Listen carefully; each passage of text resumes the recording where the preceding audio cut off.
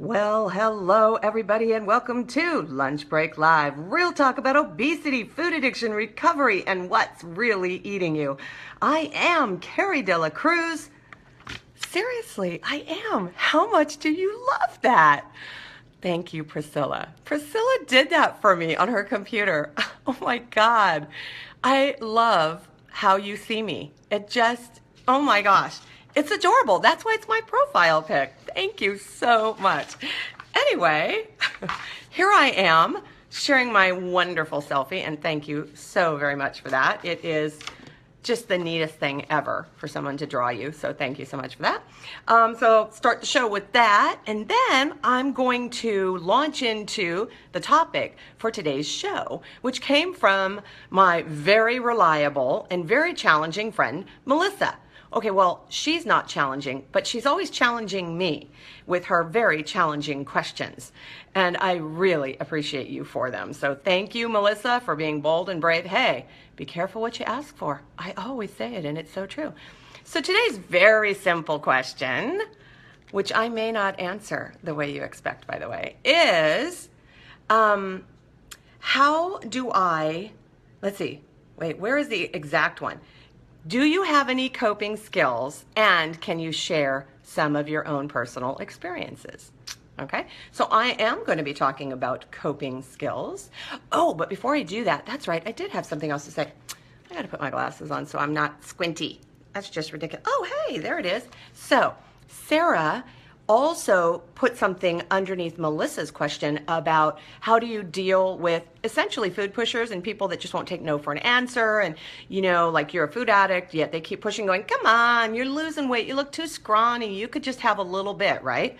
Okay, well, just know that that show, I actually did one on food pushers, is also available along with the whole moderation thing, which you initially asked about, everything in moderation and what a struggle that is for food addicts. And I addressed it. And I'm like, yeah, well, it should be. And when it's interpreted the way many people use it.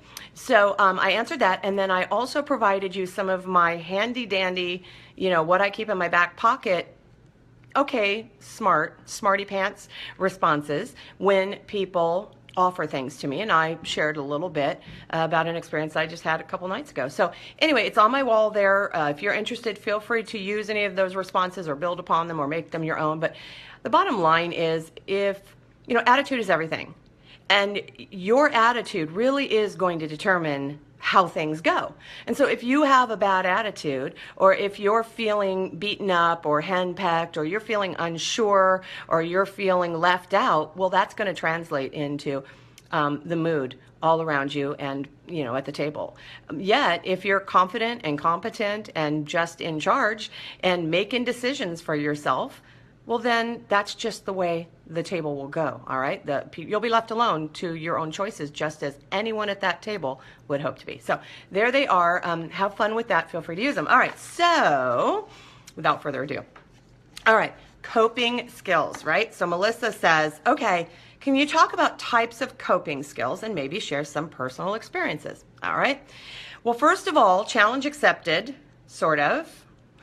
Before I go there, let me go here, okay? It's time for you guys to think, all right? I need you to start thinking.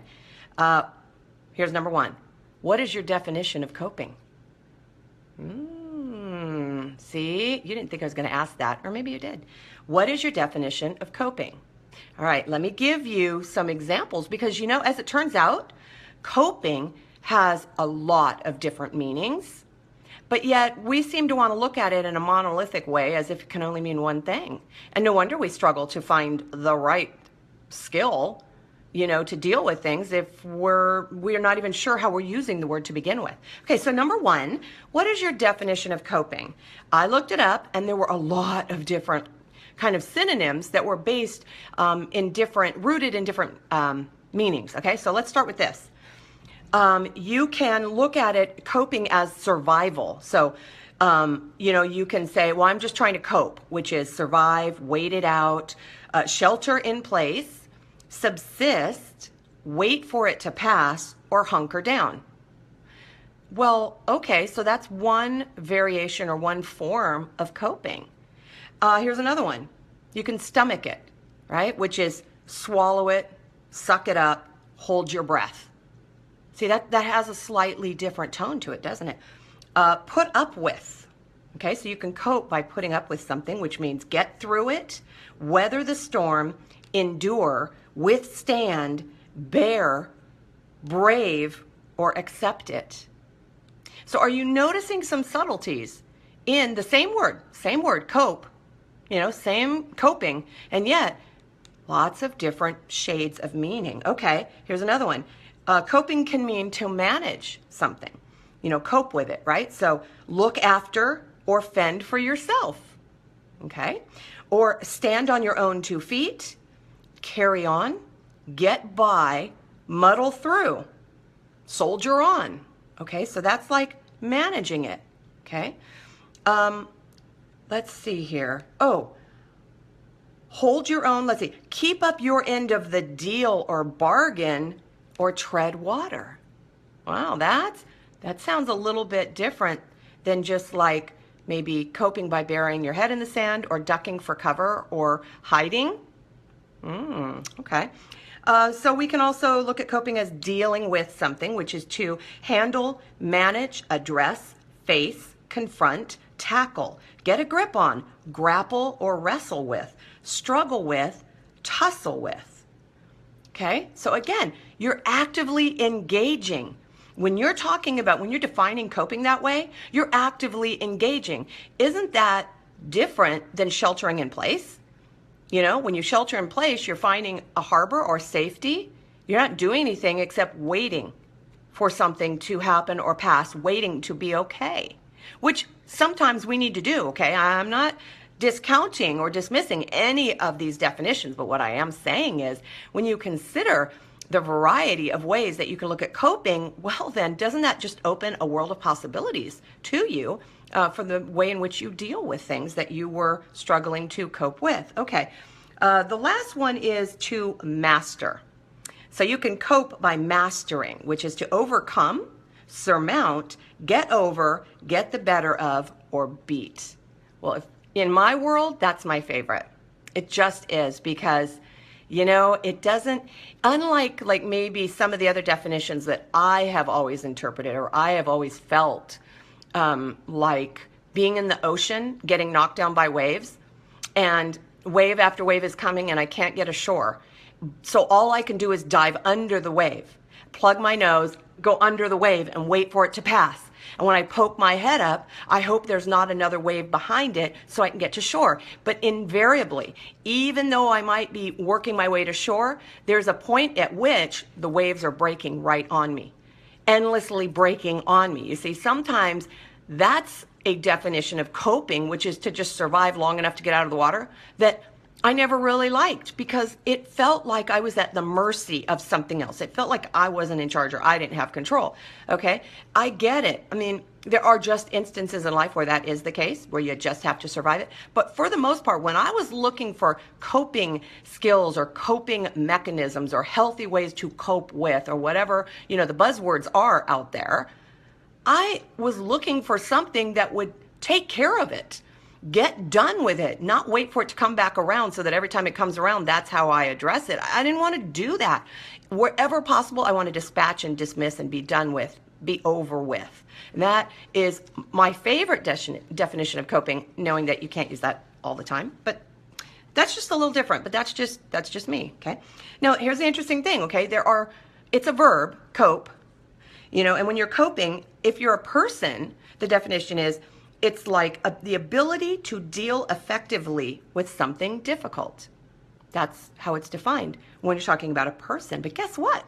When you're talking about an object, you're talking about to cover with coping. And coping is a type of joint. So like on your roof, you cope the roof. See? So that's very interesting. How many of us use the word coping as if we're an object, saying, duck, I'm just finding a way to not drown, not get wet. I want to cover myself. Maybe we are, and maybe there's times that we need to do that, and maybe there's times we don't need to do that, and that's what I want to encourage us all to look at today. Now, the origin of this, I thought was kind of cool, because I'm all about origin of words. It's Middle English from Old French, coper, or cop. So in a sense, it means to meet in battle, come to blows, or cop to it. How different does that sound to you if you were to say that to yourself out loud? When you're talking about coping, are you looking at it in a passive way as a victim? Or are you looking at it as a meeting it on the battlefield, meeting it face to face, coming to blows, copping to it, which is, yep, this is my problem. Food addiction, yep, I'm meeting that one on the battlefield.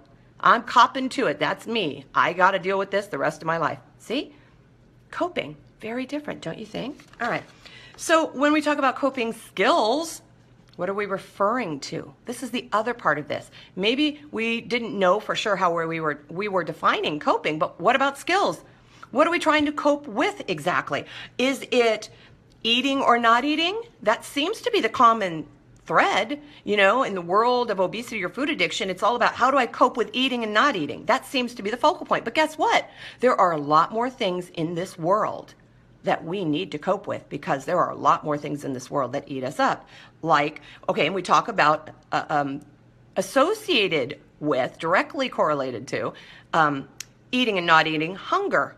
But again, what kind of hunger? Physical hunger, emotional hunger, mental hunger, spiritual hunger? Very different types of hunger, which would require different types of coping, don't you think? How about this one? Are we trying to cope with stress or distress? Life in general? Our health?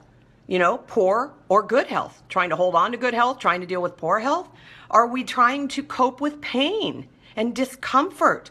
Maybe it's physical discomfort, or maybe it's emotional discomfort. Maybe we're working through our crap, learning to own it, trying, you know, sitting in therapy, whatever, support group, working through stuff. It's very uncomfortable. So we're experiencing discomfort. How do I cope with this stuff that comes up and I come face to face with it on the battlefield? I come face to face with the fact that I created a lot of my own misery and unhappiness. How do I cope with that? Do I just hide every time I try to recreate my own misery? I don't think so. I just want to eat more if I did that. How about something unfamiliar? We're trying to cope with something that we're not familiar with. We don't understand. We don't know it. We've never done it. We're not sure. We don't know about our own capabilities. We have fear, maybe panic. We don't know why we're panicked, but we're just panicked. Lack of control. Maybe we're trying to cope with a lack of control. So, am I getting you guys thinking a little bit here? A little bit broader than just coping skills for eating. Because as you know, this show is not about the food. It's about what we're overfeeding that's eating us. And that's what I want to encourage you guys to do on this show. Boy, Melissa, I'm just betting you did not expect me to do this. But as is usually the case, when I start to think about something, I start to think about it differently. So that's what comes out. So before we start throwing the phrase coping skills around, throwing that at just something, as if it represents a solution. See, how many of us say, I want coping skills, when we're really saying, I want a solution. I want to fix it. I want to fix it so fixed that it never comes back again. How many of us are saying that's the kind of coping skill we're looking for? Yeah, I'm seeing the happy faces. I'm seeing the thumbs up. Absolutely. Of course we are. And yet, our version, what we're looking for when we're talking about a coping skill is, how do I shelter in place until this passes? How do I hunker down and knit some socks because I'm hungry? I am going to have a house full of socks if that is my coping skill. Knitting socks every time I'm hungry, because I haven't figured out why I'm hungry in the first place. Maybe I'm tired. Maybe I'm bored. Maybe I'm upset and angry. Maybe I'm frustrated. Maybe I'm hungry. But if I just keep turning to socks, I'm never going to know what that is. And if that's my only coping skill, well, then I'm always going to be hungry. That's just kind of, and never know why. All right. So here's what I think we should do, okay? Number one, and you can take notes if you want. Number one, I think we have to know what we're actually trying to cope with. So what is the situation? It's like those things I listed above. You know, is this something happening in the family? You know, we're having a fight. Maybe it's at work, having a fight with someone at work, our boss. Maybe we have to go in and ask for a raise. Maybe we're afraid we're going to lose our job. You know, maybe it's an immediate kind of thing, like traffic on the freeway that we're trying to cope with, right? We would normally turn to a Snickers bar to cope with that or whatever, okay? So, in other words, let's establish exactly what it is we're trying to cope with. That's number one. Number 2, understand how we're using the word cope in that situation. And like I said, the word cope has a lot of different meanings because there are different ways of coping with things. Different scenarios, different situations require, in other words, if there's a tornado, ripping through town, I'm not going to go out and face it on the battlefield and go, I'm going to beat you, tornado. No, I am going to seek shelter until it passes because I know it's going to pass. I'm also going to be coping with fear, aren't I? Okay, so these types of things, am I going to eat a hamburger because there's a tornado coming and that's the kind of coping skill I'm looking for? No. Okay, so let's know not only what we're actually trying to cope with, but exactly how it is that we're using the word cope. In other words, what are we trying to accomplish here? And that is number 3. We have to clearly define the goal, our outcome, right? What is our goal here? Are we trying to survive? Are we trying to beat it so that it never comes back again? Are we just trying to stomach it, right? Got to swallow it, just got to suck it up. Are we trying to wait it out? Just wait it out, right? Or are we trying to overcome? There's many more, but those are just kind of the ideas to get your juices flowing, okay, the thought processes, all right? So those are kind of, it's like a 3-step way of looking at it, I think, okay? What are we trying to cope with? How are we using the word cope? In other words, what is the variation or the version of coping that we're trying to achieve? And what exactly is the outcome that we're looking for? Okay, so this is just my idea, by the way, as usual. I don't know if this is out there on somebody's blog, but what the heck, it's me. All right, the reality is some situations require different definitions of the word cope. So they require different skills based on the desired outcome and amount of your influence in that outcome. Ooh, this is where it kind of gets deep and fun. Okay, speaking of outcome and influence, right? How finite is your definition of outcome? And how infinite is your definition of influence? Don't worry, I'll explain that, but I want you to think about it. How finite is your definition of outcome, and how infinite is your definition of influence? In other words, how limited is your view of a successful outcome in regard to weight loss and weight management, right? Do you have to weigh a certain weight? Do you have to wear a certain size? Do you have to lose at least this many pounds or not regain more than this many pounds, right? How broad and infinite is your definition of influence? Another word for that might be control, right? We want to try and control everything, don't we? Do you think that you can manage everyone's opinions and everyone's perceptions and everyone's expectations, especially of you? Do you think that? Do you think, or maybe you think you have no influence over anything, right?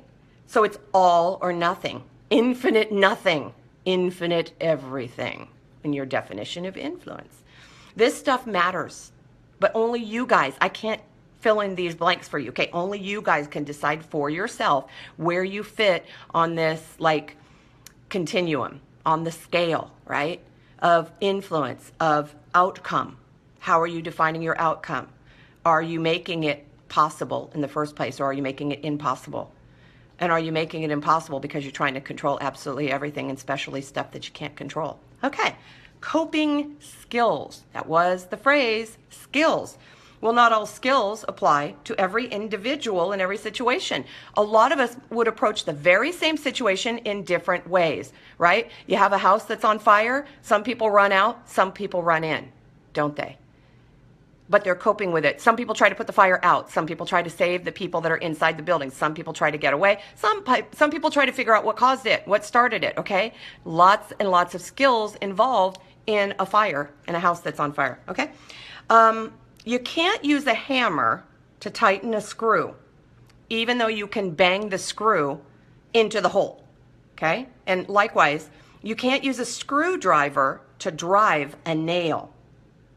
But both tools, the hammer and the screwdriver, and both nail and screw, are used to accomplish a similar job, which is to draw or connect two things together and hold them firmly in place.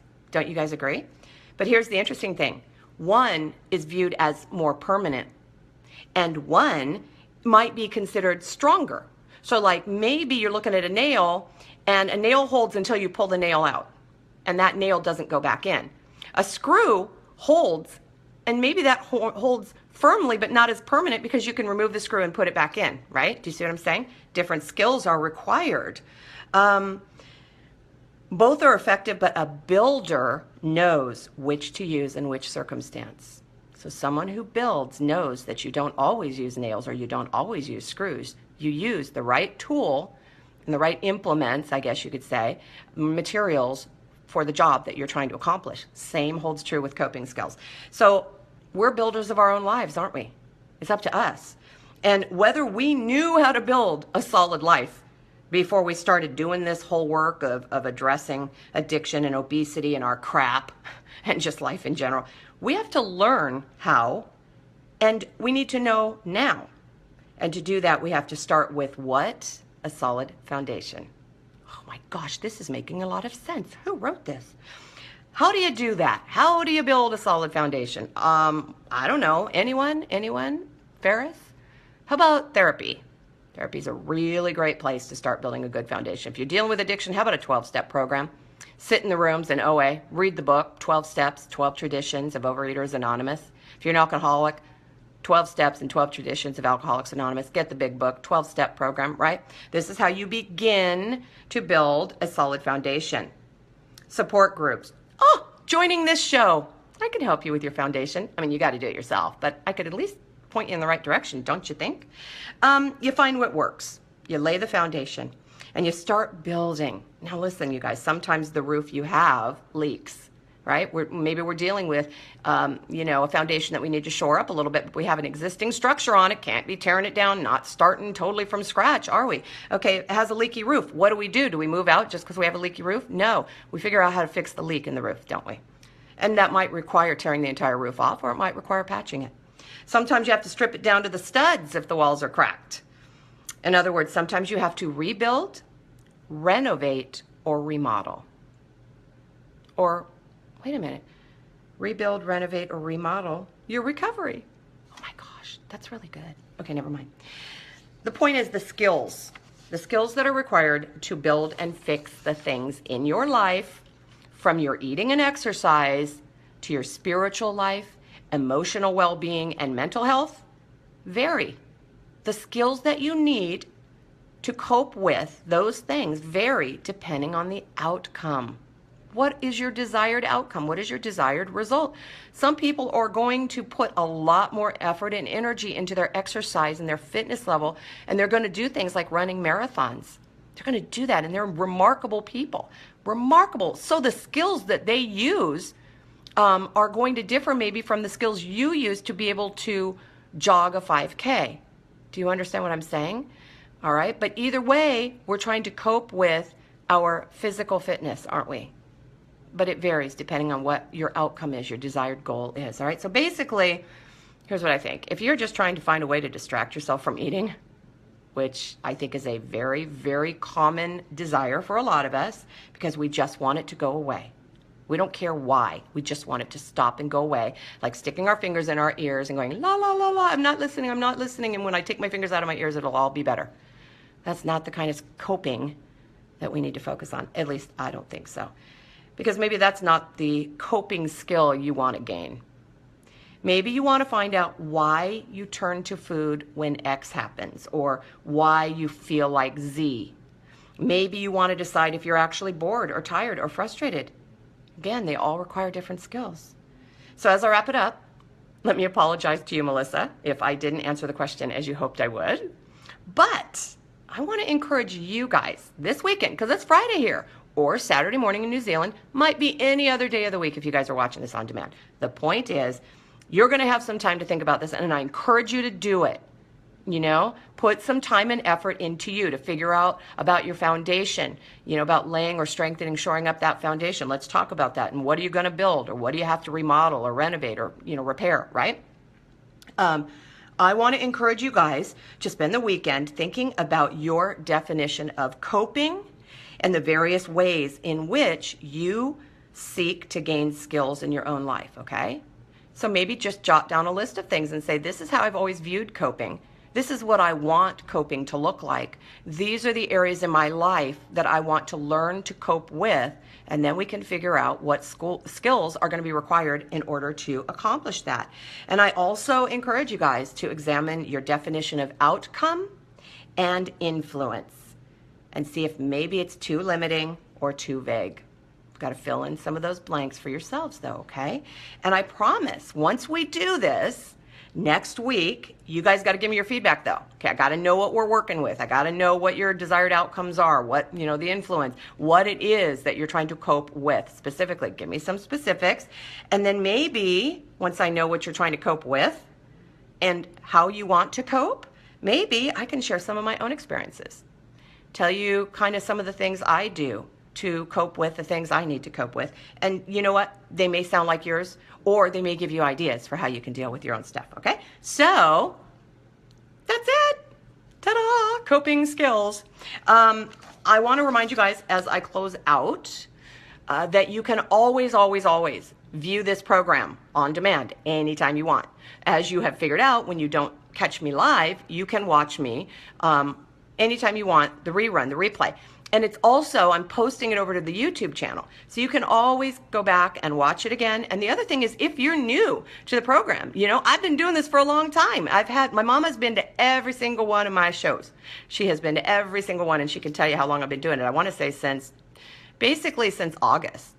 I've been at this, August of last year. So I got a lot of material out there, you guys. And I'm pretty sure I have answered a lot of the questions that my newer friends have for me that are coming up, right? So I would encourage you guys to go back through the library. I tried to name the program something meaningful so you can figure out what it's all about. But maybe I have addressed what it is that you're wanting to get answered. Maybe I haven't. And that is why I encourage you guys to be like Melissa and give me some feedback, give me some questions that you want me to answer. Ask me to clarify some things. Ask me my opinion on things. I might have one of those.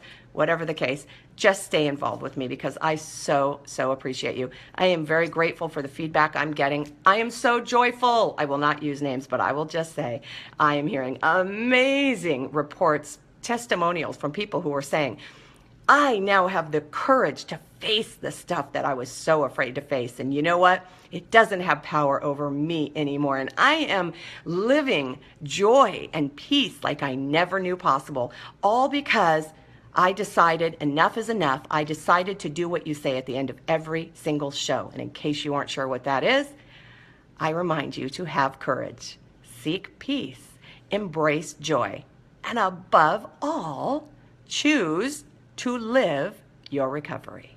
Remember, you can't stop feeding what's eating you if you don't know what's eating you. I'll see you guys next week. Remember your homework. Take care. Bye.